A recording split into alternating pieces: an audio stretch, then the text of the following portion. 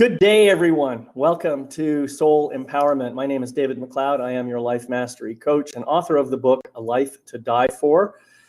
We are here today to have a rousing, lively conversation about something that many people probably know about.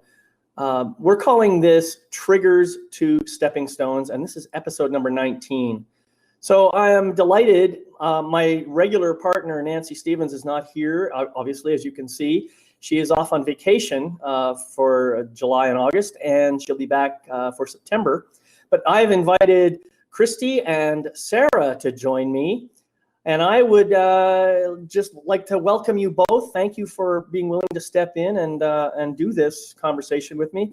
And let's go to you first, Sarah. Sarah, would you like to briefly introduce yourself and tell everybody where you are and what you do?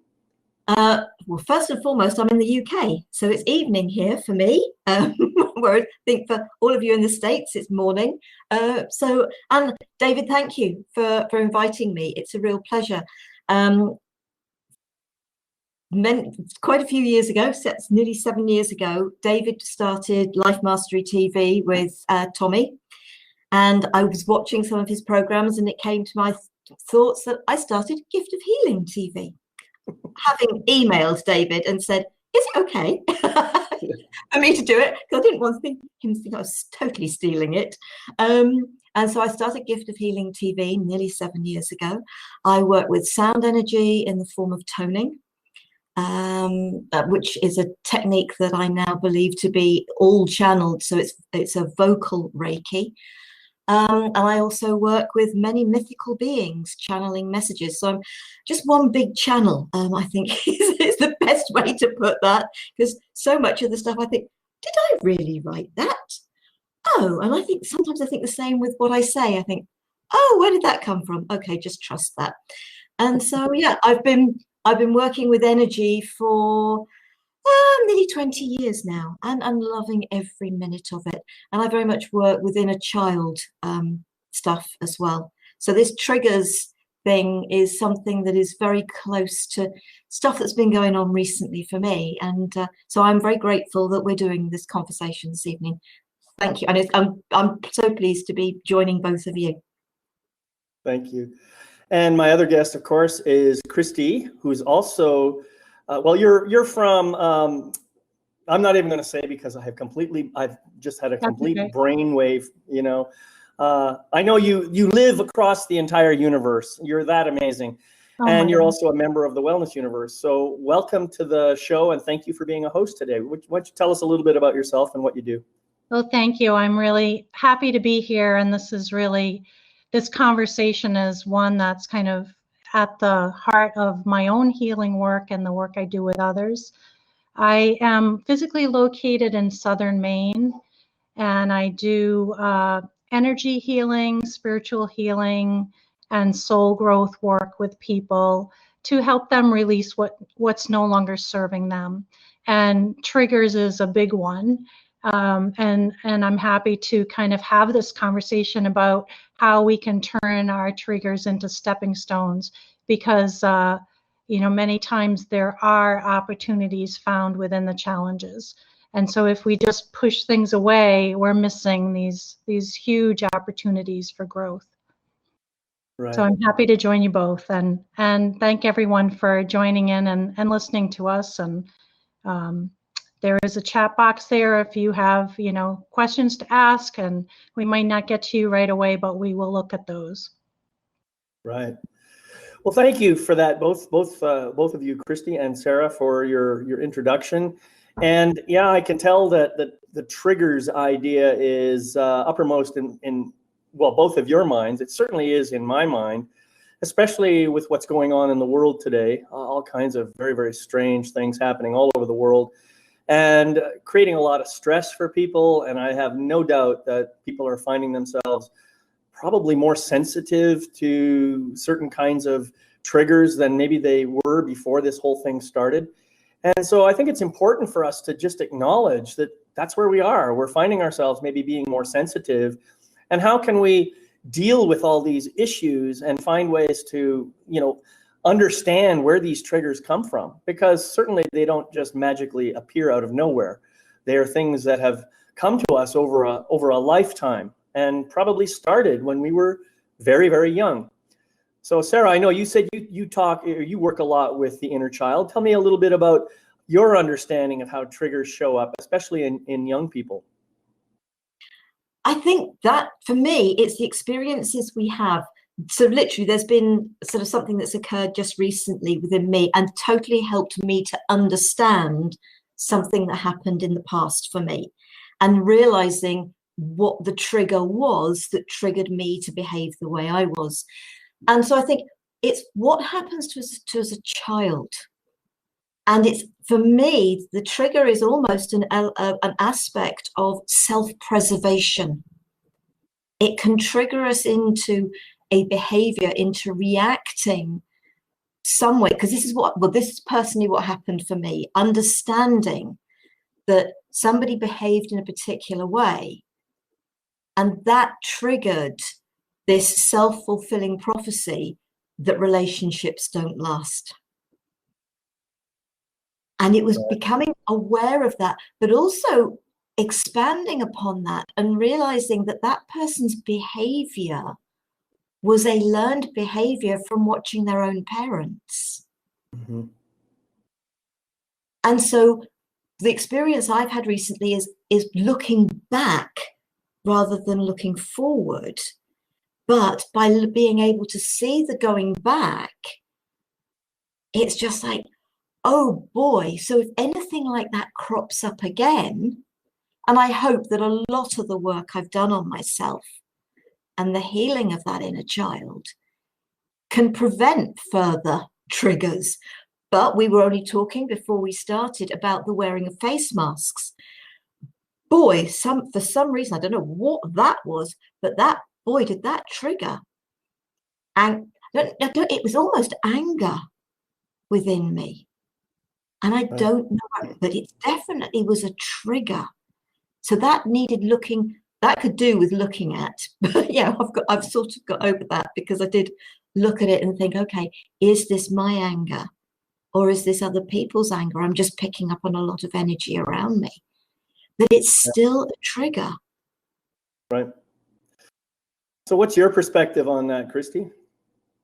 So I would agree with what Sarah said, except I think that the goal is really not to ever be triggered again, because I think that each time we're triggered and we look at that trigger and we go to what I call the original wound of where this happened, we're able to heal another layer of it. We're able to be freer. So again, this is kind of going back to what I said earlier, where we have to see some of these things not as boo-boos, but as bonuses, as a way to really see. And I have this little card. I'm hoping it's not going to be backward. We have these with the lie in the middle. We have all these beliefs, right? And the childhood wounds are usually seated in a belief that we're not loved, that we're not accepted, that we're not good enough. And we are love, we are light. So on a spiritual level, all of that is bullshit. And so, you know, as we kind of see these places where we were in illusion, the universe, if you will, life, source, whatever, is going to keep sharing these opportunities with us for us to see the illusion. Right. So so there's a lot of deep stuff here. Just like we're not even 10 minutes in and we've already gotten into some very deep stuff. And I love that about these conversations. For me, what I have found is, you know, I'm similar to Sarah in the sense that I had a lot of childhood wounding that happened. I think I'm a very sensitive person, and consequently, when certain things happen in my life, I would react in let's say, a non-productive way. I won't say it was negative, but it wasn't a very productive way. And I think, like Sarah, I developed strategies that helped me to cope with those situations. And if a strategy maybe didn't work the first time, then I'd try a variation on that same strategy the next time the triggering event happened, to see if I could mitigate, the effect of the trigger. So I think what I learned as a child was how to moderate the behavior of my mom particularly, but also my dad, so that they wouldn't get so angry at me for things that I did. And then I wouldn't feel unloved. I wouldn't feel that weird combination of negative energy that just didn't feel good. So the process that I learned was I developed coping strategies. And the problem is those coping strategies became so habitual that I would engage in them without any conscious awareness, even to the point that as I grew into adulthood, I was still using those coping strategies, and I wasn't really looking at the issue correctly, you see.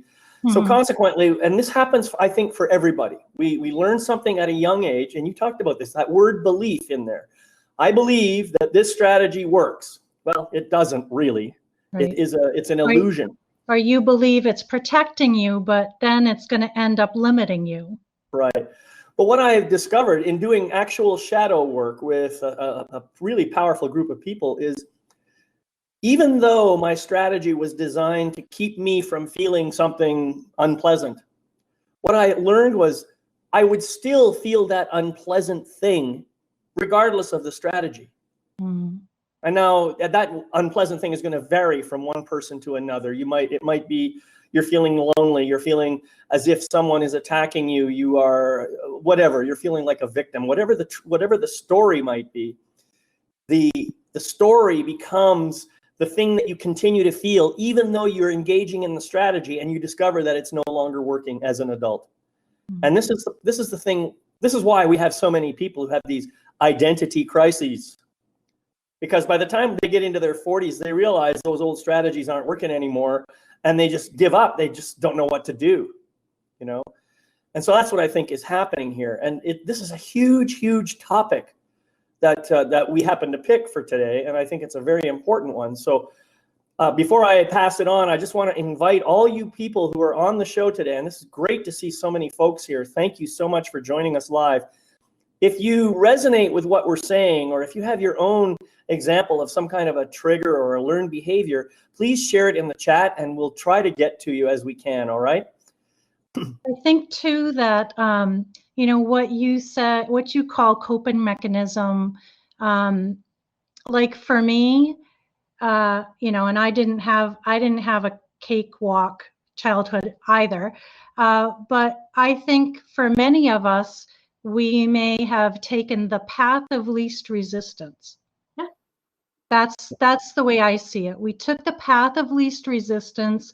We hid in some ways, we blended, we compromised who we're really here to be. Exactly. That unique aspect of ourselves.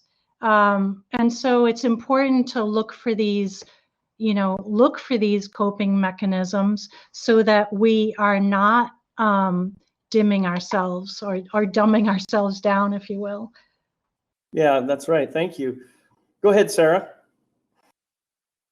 It's the people-pleasing thing, isn't it? It is absolutely the people-pleasing thing. Right. That's what so many of us have done. We've been so insecure. You talked about you sort of finding ways around so that your parents didn't tell you off. But that's just exactly, to me, what people-pleasing is. Right. And I spent. Can you just hold for a second, Sarah? I just want to, Elizabeth, if you don't mind, would you please turn off your camera? It's kind of a little bit of a distraction there.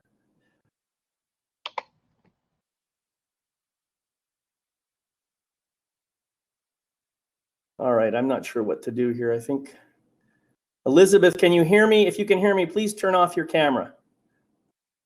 Otherwise, I'm going to have to, I think I'm going to have to remove her. Yeah, I'm just going to, so sorry, Elizabeth, I'm going to have to remove you for now. All right, so there we go. I'm sorry, Sarah, please carry on. That's okay. And I think people pleasing is that mechanism of wanting to be accepted. You felt unloved, unwanted, not good enough, unworthy. There are so many negative words you could use. And it's just that, okay, if I do what other people would, I think other people would like me to do, but we spend all our time, all our energy thinking about what we think other people would like. We have no idea because we don't actually ask the question. But that still isn't being true to who we are. And for me, it was very much a matter of, I spent so long being in that people-pleasing mode, probably mood as well, that I really had absolutely no idea who I was. I didn't even think I had the right to be anybody. Yeah. And that well, I see that Ricky is very much resonating with what you're saying. She says, it is the people-pleasing thing. I am still struggling at times with that. Yeah, I think it's a very common thing. Yeah, there's nothing wrong with wanting to help make someone else happy. But when you're doing it at the expense of who you are, that's when it's a false thing. You're not honoring the truth of who you are. And that's what I think we're talking about here. I think too that we have to realize that nobody else is putting the amount of thought and expectation into who and what we do as we think they are. Absolutely right. They are in their heads thinking about themselves. Exactly. So if you just, shut that down and realize, yes, you want to please other people, but there are some people who can't be pleased, and because they're unhappy within themselves. So come from a place of love, come from a place of, goodness, and there's going to be people that see that and accept that, and there's going to be people that don't. Exactly. Yeah, nicely said. That's a very good point. And, something that I tell people as well, believe it or not, most people really aren't thinking about you all that much. Yeah. And if they are, they probably have a very neutral perspective. It's usually not the hatred or, abject adoration. It's usually something in the middle. And think about how you think about other people, You're pretty much the same as everyone. So, I want to say this thing about triggers, and I may have misunderstood what you were saying before, Christy, but you talked about, I think you said the idea is not to stop the trigger. I believe that's what you said, or at least that's how I interpreted it. And I agree, because you really have no control over what somebody else is going to do. You have no control over, the triggering event itself. But what you do have control over is how you are going to react to that trigger. And what I've noticed for myself over the years as I've practiced and I've become more adept at recognizing my triggers, is that I can see the trigger happening within me. I can start to feel the energy shifting, and I can say, oh, I'm getting triggered now. Whereas before, when I was much younger and I didn't have this skill, I would be reacting instantly. So now I can slow down the reaction, and I can say, I'm triggered. I think I'm going to take a break. I'm going to go off. This is not about you. This is about me, and just take ownership. So that's what I think is something that I have noticed that's really powerful for me. Do you ladies have the same experience? Well, that's kind of what I was trying to convey, was not that we're hoping they don't happen, But when we're getting upset, especially if it's not in proportion to what's happening, we need to look at the triggers or the original wounds, as I kind of call them, and see if that's at the root of how we're feeling. Because then we can say, oh, there's that wound again. I know I'm loved. I know I'm important. I know I'm whatever that those affirmations are that help you get yourself out of that belief. The other thing I just want to comment on is Ricky kind of had mentioned the quote about, what other people think of you is none of your business. You have to kind of realize that judgment is not a bad thing. And kind of, again, from that standpoint that people aren't really thinking about you that much. When other people are judging you, it may be coming from a place in them that doesn't feel that they could be like you, or that there's something that you're doing that they need to look at within themselves, but they're not yet ready to look at. So from that standpoint, when someone's judging us, we can have compassion for them, that their things are being triggered. But yeah, they're in the process of waking up. But conversely, we need to be aware of how we're judging others, because that's what's telling us about ourselves. That's telling us where we're insecure, or perhaps where there's something that our divine mind, our higher soul is sharing with us, an insight that there's something we want to be aspiring to, but aren't quite there yet. Yeah. Sarah, you want to add something to that? I think that we all have experiences, and the older we get, we can look back on what we have gone through, because this was obviously something that was, okay, basically around the time of my broken jaw, which was my wake-up call. And my husband of the time, he'd picked me up from hospital after the 2-hour operation to put the wires, put my jaw back in place and put the wires in, etc. And he heated up a bowl of soup, which I think I cooked before that, because it was homemade soup. And the following morning, his reaction was, okay, fine, you're fine. Now you can just get on with life as normal, cooking his meals, etc., etc. And then that followed on with, then he started to, for want of a better way of putting it, ignoring me. I would ask a question when we sat down for a meal in the evening that I'd had to come home from a full-time job to find him sat in his chair watching his soap operas, and me having to, and he works full-time as well, but I usually got home after him.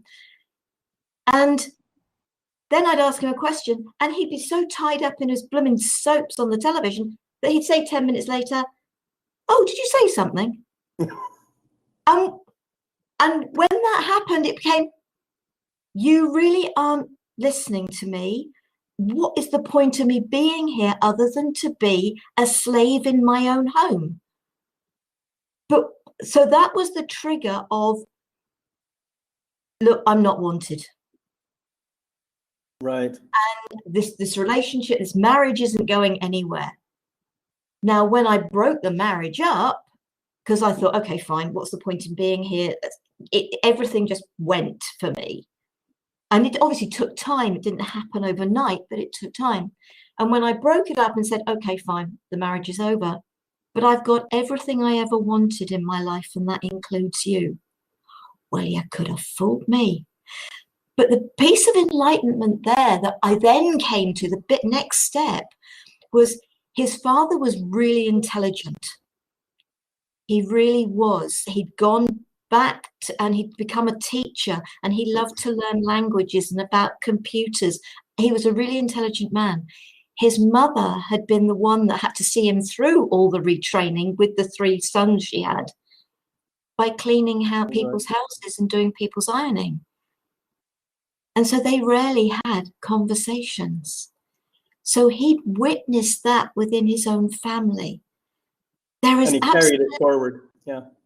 And there is no judgment from me at all, none, because it was me looking back at the past to be able to say, oh boy, now I get it.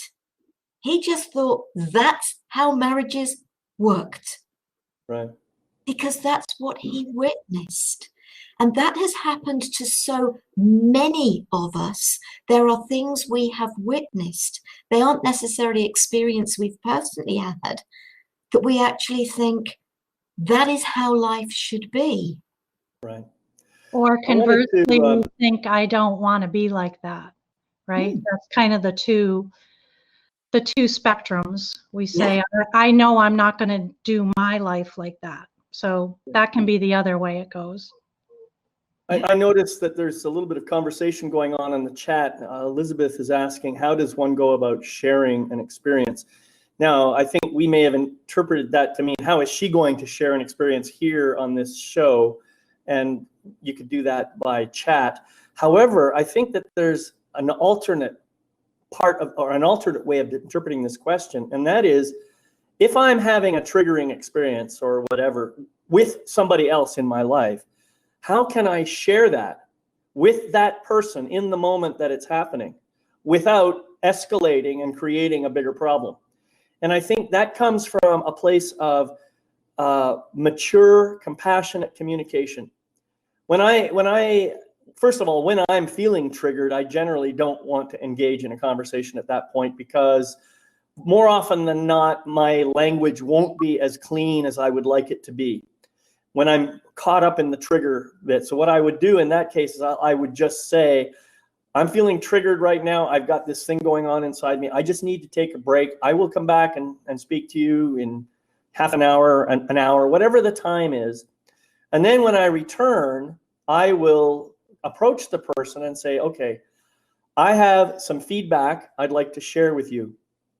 Are you open to hearing it? And let the other person say yes or no. Because if you don't do that and ask permission beforehand, and you have to be in a calm, loving place, a compassionate place to do this. You ask permission to share the feedback. And then when you're ready to do that, you can say, when this event happened, I had a reaction in my body. It reminded me of a situation when I was 5 years old, when my mom used to yell at me for such and such. Now, I'm not saying you're my mom. I'm not saying anything like that. What I am saying is that this event triggered that reaction in me, and I was feeling afraid and I was feeling angry. And I really don't want to have that experience with you. I want to be in a place of love with you. So I'm just sharing that with you so you can understand why I reacted the way I did. Now, the other person doesn't have to say anything. The other person can simply say, wow, thank you for sharing that. And that's the end of it. Doesn't have to explain his or her behavior, doesn't have to take responsibility for my reaction. It's strictly a case of me sharing what happened for me and being open to whatever my partner might say in that moment. One of the things that I encourage people, especially if I'm doing couples work, is to not go to the place that says, when you do this, I that. It's more like saying, when you said that, I heard. Right? So you're kind of, you're saying back how you received it, not necessarily putting that kind of defensiveness onto the other person to say, well, I can't control how you feel, or, I didn't. Yeah. So that could be a good tool for people, is to say, calmly, I could be hearing this wrong, but the way I'm hearing that is, or even to say, because of the way that I was raised, I'm hearing that as. Yes. These are very important things that we're talking about. because what we're talking about is self-responsibility. We're talking about not trying to put it on the other person. You know, people will do whatever they do, and they all come from different backgrounds. You could get two different people with exactly the same behavior, that both of which trigger you, and one of which is actually related to the kind of situation that you had in your life, and the other one is completely different. Either way, your reaction is the same. So how can you blame the other person for your reaction? You can't. All you can do is communicate lovingly without pointing the finger of blame and say, I had a reaction. This is my reaction. It has nothing to do with you. I just want to share with you so that you understand where I'm coming from. I'm not trying to make you wrong or anything. I'm just telling you what happened for me. That's all. And how you choose to phrase it, whether you say, when you said X, I heard Y, or whatever, as long as you are owning it yourself and not trying to put it on the other person, because the other person is never responsible for your reaction. What I've been saying for years is, if you hear something and you're thinking, oh, ouch, whatever, it's not a matter of, did you mean what you said? Because of course they did. It's, did you mean what I heard? And rephrase I like that. and rephrase it to try and get across the way you heard it. Now, there's a comment down here from Ricky about tone of voice. Now, yes, tone of voice can make a real difference, but the truth of the matter is, I think when we are speaking, we don't necessarily hear, or we don't hear what somebody else is hearing, because we don't know what they're going through, what else is going on in their mind, in their life. I've got a very special friend, and sometimes he'll turn around and snap at me, and it's just like, hang on a minute. And the way he's taken what I've said has not been anything like what I've meant, but he's not in that place to be able to say, whoa, this is what I heard, and rephrase it and whatever, because it's definitely not what I meant, the way he's reacting. That's right. And Renee sort of mentioned here about sort of somebody and sort of that you know, triggers there. But Elizabeth was saying that it looked, from what it's, the chat keeps moving and I'm trying to concentrate on what you're saying and see what's going on. But it sounds like she was saying that she's discovered that she actually, that the parents that raised her weren't her parents. And I missed that one. Yeah, and that's a bit further up. I don't know how you can move that, but and yes, I can get that, and especially if you don't find out till very late. I like watching the program Long Lost Family, and I know you have that in the States. We have it in the UK. They have it in Australia, and yeah, I can really imagine when you find out late in life, because you feel that your early life has almost been a lie. Yeah, that's true. Thank you for bringing that up, Sarah. And Elizabeth, I'm sorry I missed that. I see Renee has posted something very interesting here that's very relevant to what we're talking about. And I'd like to just kind of address that. So I'm going to read this out, because not everybody anybody who sees the recording won't necessarily know what she said. So she says, a friend of mine often tells me that I trigger him. I've watched the pattern for years, and the trigger moment that I notice is when I identify that he has been dishonest, or when he doesn't take accountability for something that went wrong. When I try to talk about it, he gets mad at me, then expects me to take responsibility for getting him mad. I don't want him mad, but I refuse to take on what's not mine, but leaves a standoff and bad blood, so to speak, that is always there lurking. What am I missing? That's a good question. And I'm so glad. The fact that you brought that up says you're really not missing a whole lot. You're aware of what's going on. And this is the first step.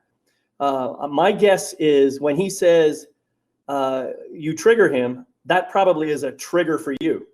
That's my guess, right then and there. And so now you're in this reactive mode of defending yourself against the possibility of making him mad? Is there a shadow part of you that actually would like him to, be more honest, to take more accountability? Is there a part of you that judges him as not being honest enough? Do you suppose that possibly he is receiving what you're saying as a judgment of him as a person rather than as something that he is doing or behavior? This is a tough one. And so I'm glad that you brought it up. I honor you for being honest about it. And I think you're partway to your own answer. That's what I believe. I'd like to add too that I think that we don't necessarily realize that we're all different ages and maturities. So, I might be the same age as David and Sarah Jane. And, I doubt it. Emotionally. Emotionally. Emotionally, we might not be the same age. Spiritually, we might not be the same age. Mentally, we might not be the same age. So you have to kind of have compassion for people who aren't quite as mature as you are in any of those aspects, because that's the loving thing, the loving way to respond. Right. We want to be equal, but sometimes we're not on a level playing field in that way. So, maybe to try to talk about this when there's not an incident, and just, have the conversation when everything's going fine and say, I really don't like to have you feel hurt.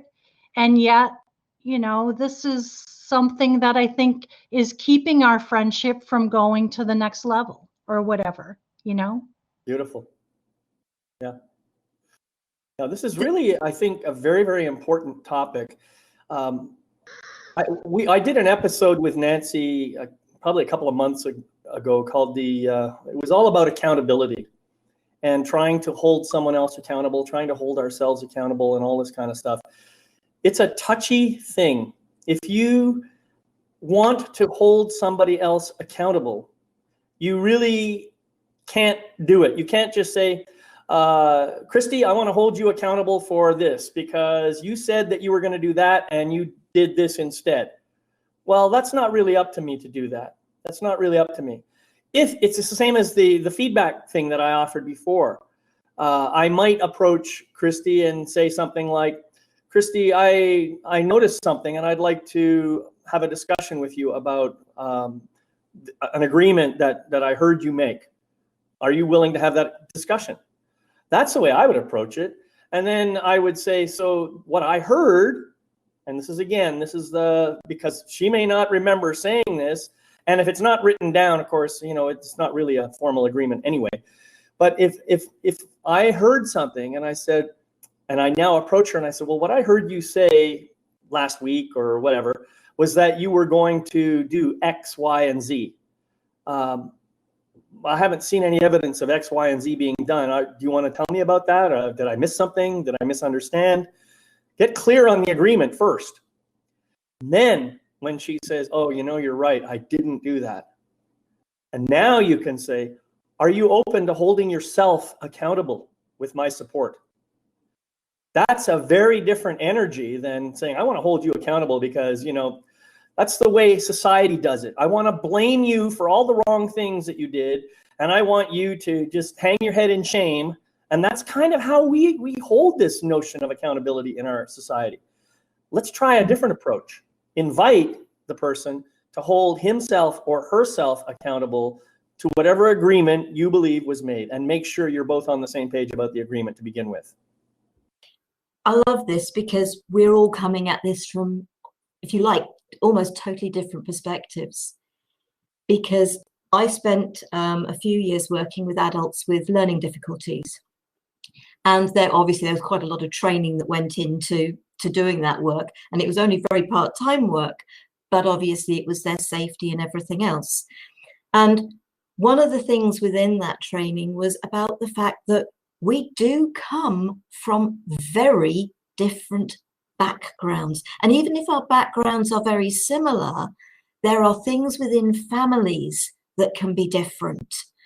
And the example they gave on the training was about a young girl with Down syndrome, and it was the mother, brothers, and father.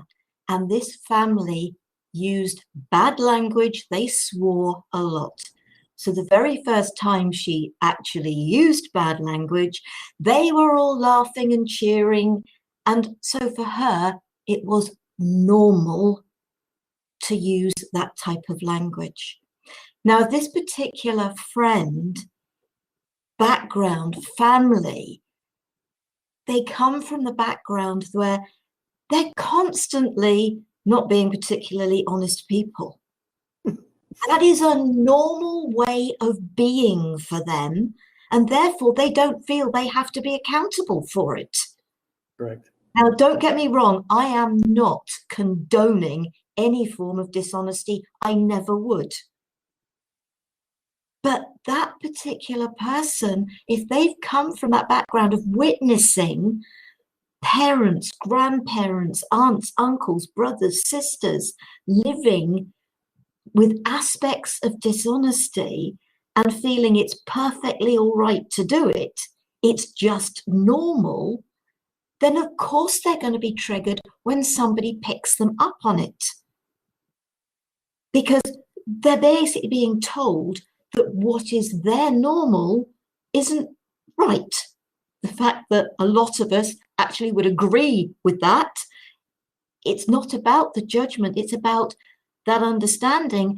And as you say, David, trying to have a conversation with them, but maybe that conversation has to be around, and being obviously very careful how you do it. And I like what Christy said, when there's nothing happening, why do you feel it's all right to be like that? I don't want to get into any judgment, but why do you feel it's okay to do that? Because that isn't how I was brought up. And so that's just another thought to stick into the mix, because the minute she put the word dishonesty, my reaction was, yeah, I wouldn't be happy with that either. And I don't know, I could have stayed around for that long, being perfectly honest. But there's a reason they're still friends. Mm-hmm. But are they friends because they just need a friend, or is there something more? Yeah. So, yeah, there are so many different aspects, and there are so many different depths to that. Can I go back to a comment that Sarah made earlier? Absolutely. We were free-flowing talking conversation. Yeah. So I just want to get back to tone of voice, because it is important. And Sarah said something very insightful, which is we don't know how other people hear our voice, because it depends on how they are, the state of mind they're in, the state of emotion they're in. And the example came to me of asking my children, who are now adults, but, saying something I felt calmly, would you please, or can you, blah, blah, blah, and have them say, why are you yelling at me?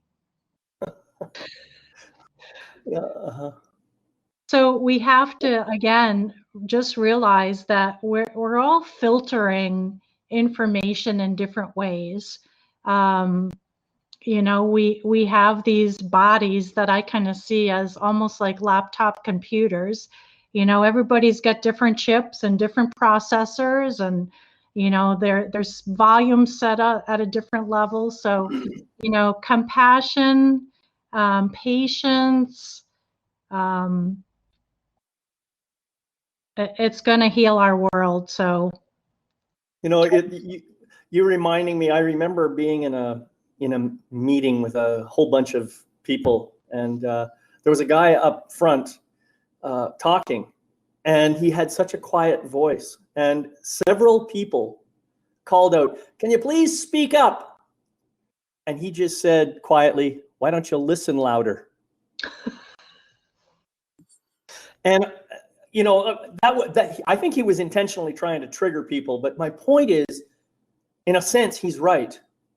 Why aren't we paying closer attention to what people are saying? That might be the question for us to look at, So, I think that the question of tone of voice, it kind of goes along with body language. If the body language is very aggressive, then the tone of voice is going to be commensurate with that. Or it's not going to matter. But some people can be like really manipulative with quiet voice and a very aggressive presence. And that can be just as scary and maybe even more so than the one who's overtly trying to control you, So you got to take all of this in perspective. I think most of the time we're not having conversations where people are trying to manipulate or hurt each other. Most of the time we're having conversations where we're just trying to be people. We're just trying to be. That's it. And sometimes we do something that is going to trigger somebody else. I mean, Renee made a point here that her friend seems not to get triggered by other people who seem to be saying the same thing.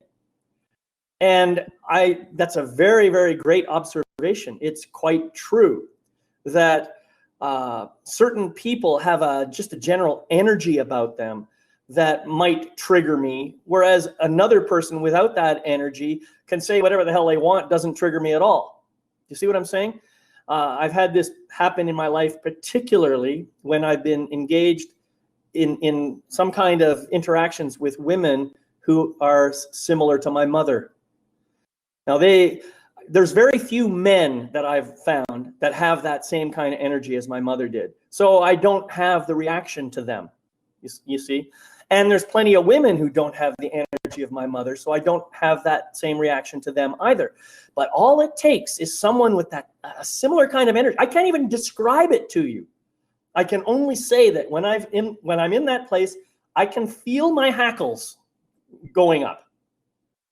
So triggers can come from. Well, how do you counter that, David? Do you have a little mental dialogue with yourself and say, okay, this person is reminding me of my mother. Right. They're not my mother. And the thing that I suggest, because the child, the inner child, is still in that episode, right? Absolutely. Is to actually talk to your inner child and say, David, you're safe. I love you. I see you. I'm protecting you.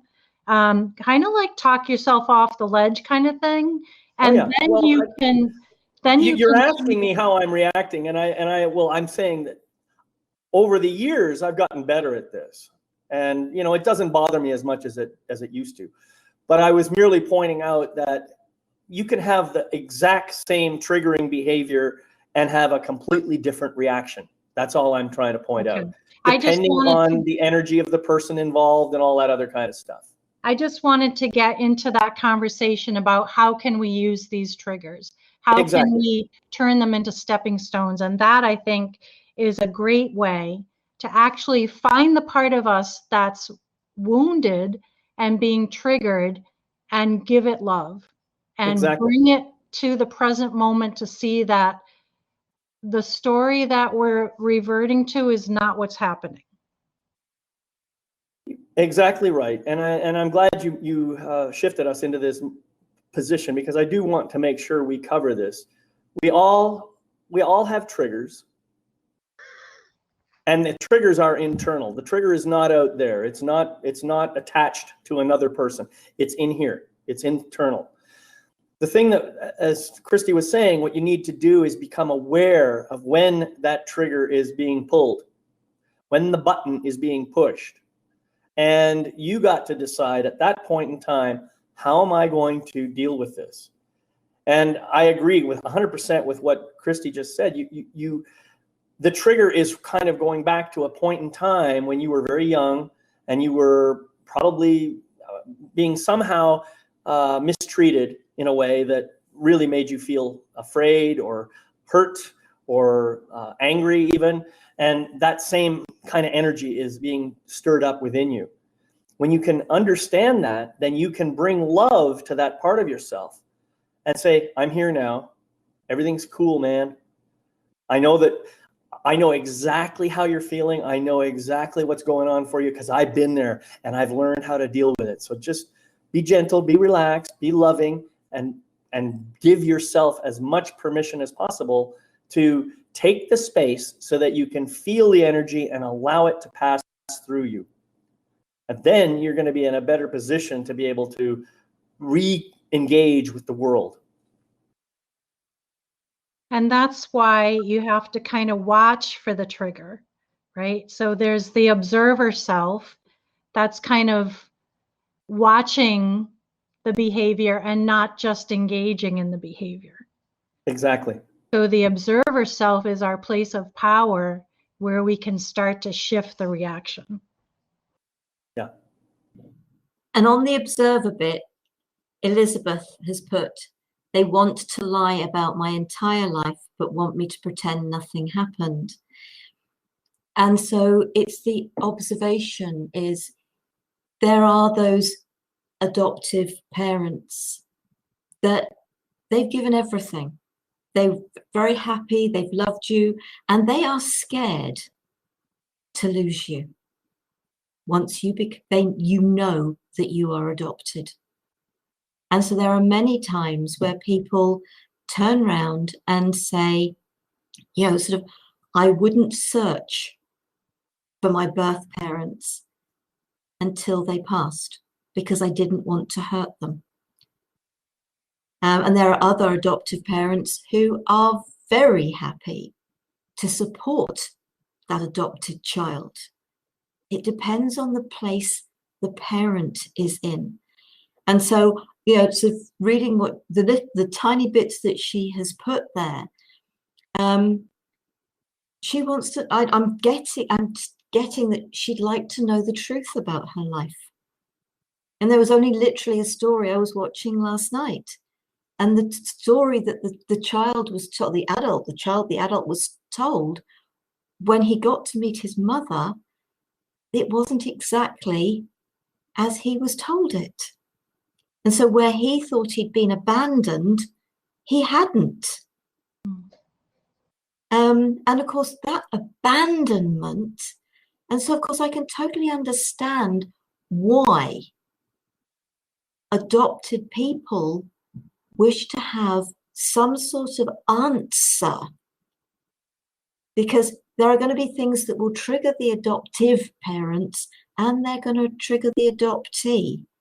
There are many things in life that are going to trigger you, and that is going to depend a lot on your background and your experiences of life. Right.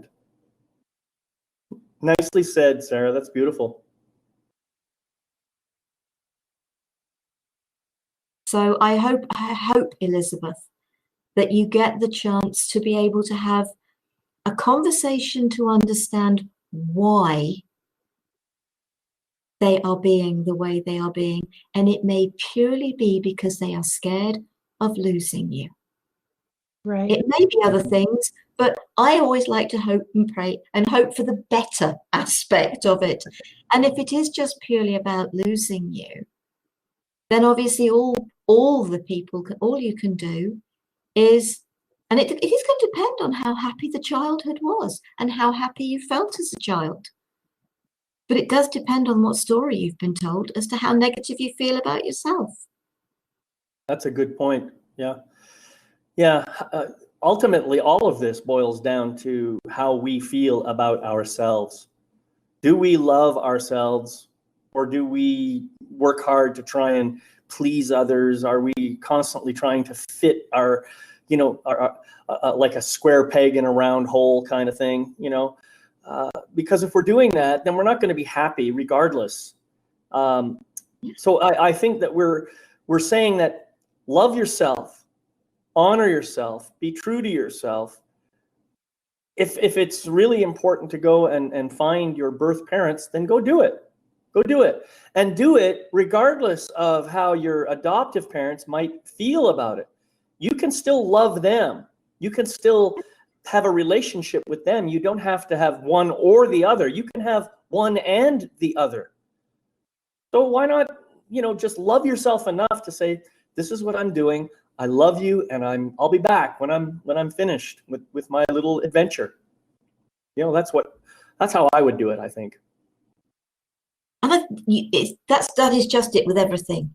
It is those insecurities have not taught us to love ourselves.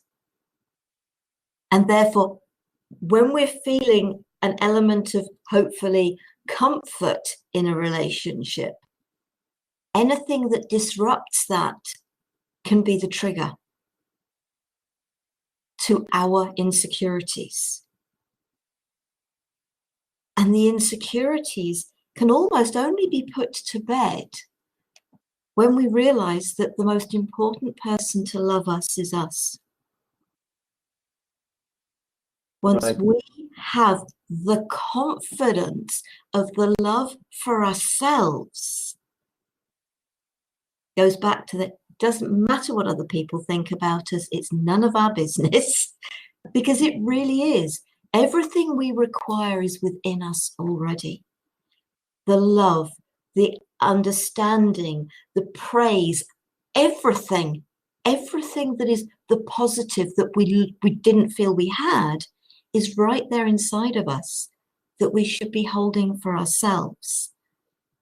And I feel that by tapping into that, by healing the child, that you can slowly help support those triggers being lessened, being aware of them. But it is about working on ourselves, and we will, in so many cases, require some support to do that. But the only person who can take us on our healing journey is ourselves. Right. And I think we have to be willing to be vulnerable in relationships too, because a lot of triggers are surrounding protecting ourselves.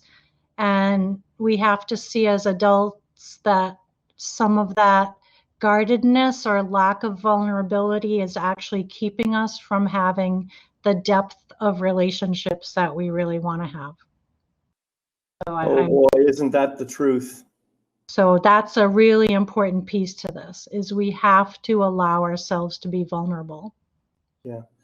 And vulnerability is kind of scary, especially for, well, I'll say men, because it's primarily men who have been taught not to share their feelings. And yeah, I mean, I've gone through this myself, trying to be vulnerable. Oh boy, that is, I don't know how to describe it. It's kind of like being on the edge of a cliff with one foot hanging over the edge, But if you just take that step, you're going to find out you can fly. Yeah, I know. Tell that to my ego mind. That's the thing with fear, right? It's actually keeping us from joy. That's right. Oh, it's absolutely true. I know that it's true. That doesn't make it any less real for me or for other people. I'm just saying that the vulnerability is like a muscle that has atrophied. Because of things that happened in our childhood, we kind of sealed that off. We protected ourselves. And we have learned to continue protecting ourselves through life. We've become more defended, I guess, is the word you used.